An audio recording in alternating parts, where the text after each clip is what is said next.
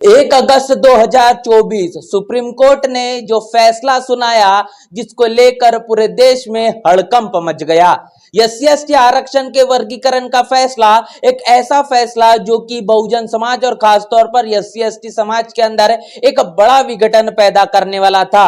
और ये बातें लगातार तमाम राजनीतिक पार्टियों ने कही, राजनीतिक विश्लेषकों ने कही, बहुजन चिंतकों ने कही। और साफ तौर पर यह जाहिर होता है कि सुप्रीम कोर्ट ने जो वर्डिक्ट दिया, इसमें कहने के किसी भी तरीके के न कोई आंकड़े नजर आए, कोई दलील नजर आई, किसी भी तरीके से जो रवैया है वो सुप्रीम कोर्ट का स्पष्ट और पारदर्शिता के आधार पर देखा नहीं गया। और यह कहने के वर्डिक्ट संशय के विषय में ही खासतौर पर देखा जा रहा है। इस मामले को लेकर 21 अगस्त को एक बड़ा भारत मार्च किया गया, जिसको बहुजन समाज पार्टी के जरिए समर्थन भी दिया गया। लेकिन बता दें कि बीते दिनों लोकसभा 2024 के चुनाव के दौरान इस देश में इंडिया गठबंधन और उसकी अगुवाई करने वाली कांग्रेस ने क्या कहा? हम इस देश में भारत के संविधान को बचाने का काम करेंगे, हम इस देश में आरक्षण को लागू करेंगे, और जब तक जातिगत जनगणना इस देश में करा नहीं लेते तब तक चैन की नींद तक नहीं सोएंगे।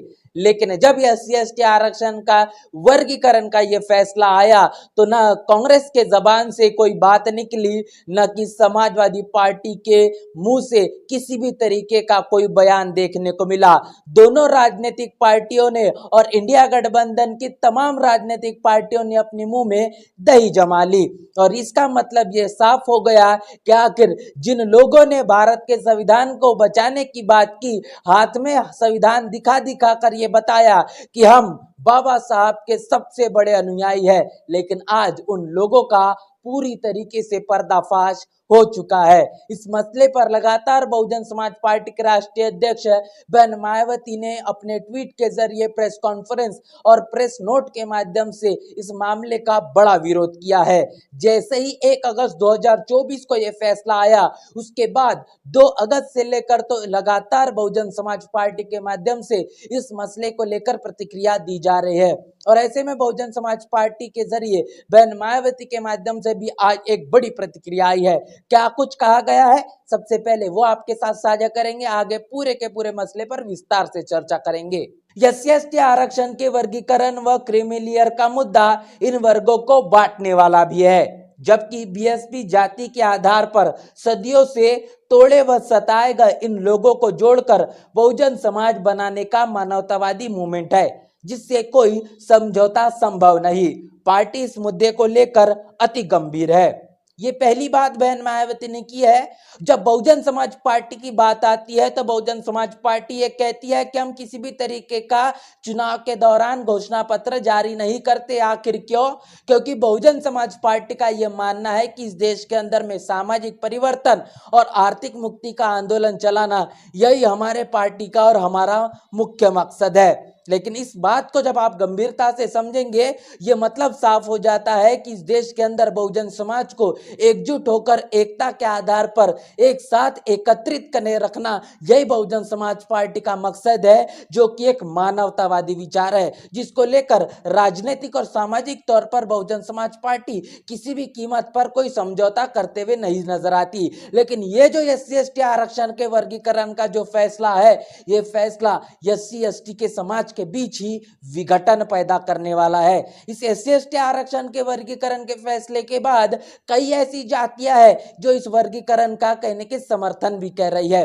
खासतौर पर अगर बात करेंगे वाल्मीकि जाति की, तो वाल्मीकि तबके के कई ऐसे लोग हैं जो कहने के इस वर्गीकरण के फैसले का समर्थन कर रहे हैं। अब इस बात की गंभीरता को समझिए। अगर जो वर्गीकरण का फैसले का समर्थन किया जा रहा है, कुछ वर्षों बाद अगर किसी भी तरीके की कोई शैक्षणिक और तौर पर या फिर किसी भी तरीके की कोई नौकरियां के पदों के लिए कोई जगह निकलती है, तो तमाम पद अगर रिक्त होते हैं, कोई भर्तियां निकलती है, उस दौरान अगर खास तौर पर वाल्मीकि समाज को जो अगर भागीदारी दी जाती है और वहां पर उन तमाम जगहों पर वाल्मीकि समाज को सही तरीके से अगर उनको एलिजिबिलिटी नहीं मिलती, अगर उनकी पात्रता लागू नहीं होती, तो निश्चित ही जो वर्गीकरण की बात की गई है वो पूरी तरीके से वाल्मीकि समाज को देने का काम नहीं किया जाएगा।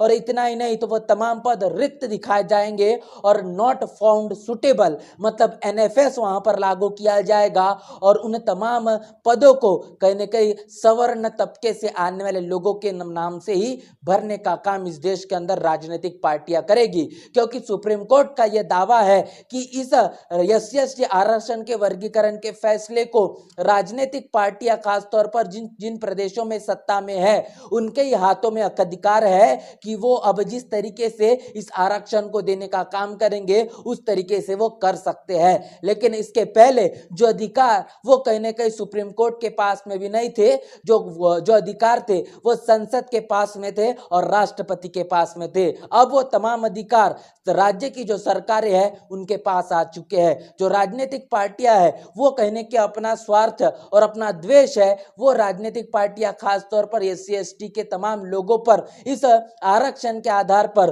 उनको बांटने के नाम पर एक बड़े चुनाव के दौरान या फिर एक वोट बैंक के दौरान इस्तेमाल करने का काम करेगी।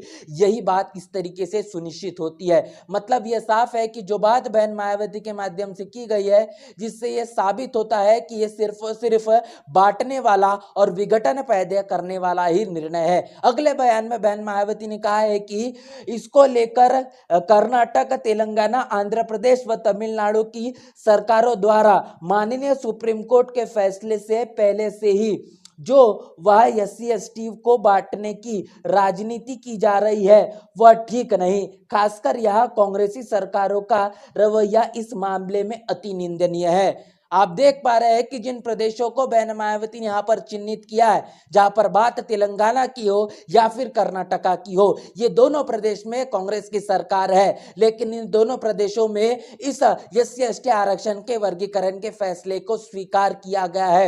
एक तौर पर राहुल गांधी को इस एससी एसटी आरक्षण का वर्गीकरण का फैसला नजर नहीं आता, उनकी कोई भी प्रतिक्रिया बिल्कुल भी स्पष्ट देखने को नहीं मिलती। और दूसरी तरफ प्रयागराज में जाकर राहुल गांधी संविधान सम्मान सम्मेलन करने का काम करते हैं। आखिर ये दोगला चरित्र बहुजन समाज अभी कांग्रेस का बखूबी समझ चुका है और आने वाले तमाम चुनाव में इसका मुंहतोड़ जवाब भी देने वाला है। और यही बात अब लगातार बहुजन समाज के बीच में जाकर जब जब भी हम बातचीत करते हैं वो साफ तौर पर स्पष्ट तरीके से देखने को मिल रहा है। अब ये जो बात मैंने आपसे कही है ये बात आंध्र प्रदेश के लिए ही उतनी लागू होती है और आंध्र प्रदेश के साथ साथ तमाम जो बाकी प्रदेश है तमिलनाडु में भी उतनी ही लागू होती है। तो आप देख पा रहे हैं कि एमके स्टालिन की भी सरकार तमिलनाडु में है, आंध्र प्रदेश में भी अपनी एक सरकार चल रही है। ये तमाम सरकारें जिस तरीके से इंडिया गठबंधन के अंदर में शामिल है, इसका मतलब ये साफ है कि इंडिया गठबंधन पूरी तरीके से दलित और आदिवासी विरोधी है।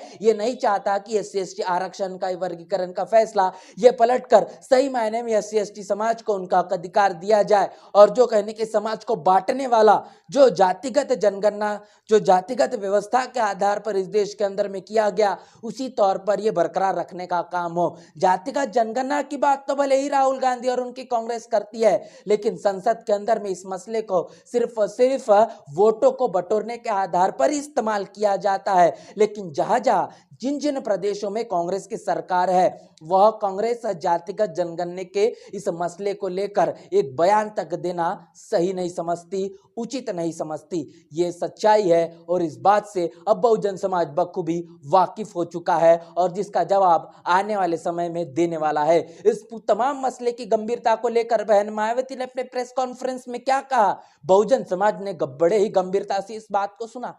क्या कहा बहुजन समाज के तमाम इस देश के अंदर में नेतृत्व करने वाली बहन मायावती ने? बहन मायावती का यह कहना था कि ये जो काल है यह आपातकाल वाला काल है, ये इमरजेंसी का काल है और ये बुरा हुआ है और ये बहुत बुरा हुआ है। एससी एसटी आरक्षण के वर्गीकरण का फैसला ये जल्द से जल्द पलटना चाहिए क्योंकि आने वाले भविष्य के लिए ये बहुजन समाज की खासतौर पर राजनीति को निस्तनाबूद करने का ये बहुत बड़ा षड्यंत्र है और इसको एक साजिश के तौर पर पर इस्तेमाल किया जा रहा है। इस पूरे के पूरे फैसले को लेकर जिस तरीके से कांग्रेस और समाजवादी पार्टी और के साथ साथ इंडिया गठबंधन की तमाम राजनीतिक पार्टियों का जो रवैया ढुलमुल दिखाई दे रहा है और कहने के अपने आप को बुद्धिजीवी और प्रोफेसर और तमाम तबके के जो लोग हैं अपने आप को सो कॉल्ड बुद्धिजीवी कह रहे हैं, वो भी लोग अब कांग्रेस को कहने कहीं इस मसले को लेकर डिफेंड करते हुए नजर आ रहे हैं, उनका बचाव करते हुए नजर आ रहे हैं। इनका भी हिसाब आने वाले समय में बहुजन समाज बिल्कुल करेगा। पूरे के पूरे मसले पर आपकी क्या राय है? बहन मायावती ने जिस तरीके से मसले को शुरुआती दौर से जो उठाने का काम किया और विरोध वाला जो उनकी प्रतिक्रिया देखी जा रही, इसको लेकर आप क्या सोच रहे हैं? कांग्रेस और तमाम इंडिया गठबंधन की जो राजनीतिक पार्टियां वो फिर समाजवादी पार्टी क्यों न हो, इनका जो ढुलमुल रवैया है इसको लेकर आप क्या सोच रहे हैं? लिखकर कमेंट बॉक्स में जरूर बताएं। बने रहे नेशनल चौपाल के साथ, मिलते नए वीडियो में, तब तक के लिए जय भीम, जय भारत।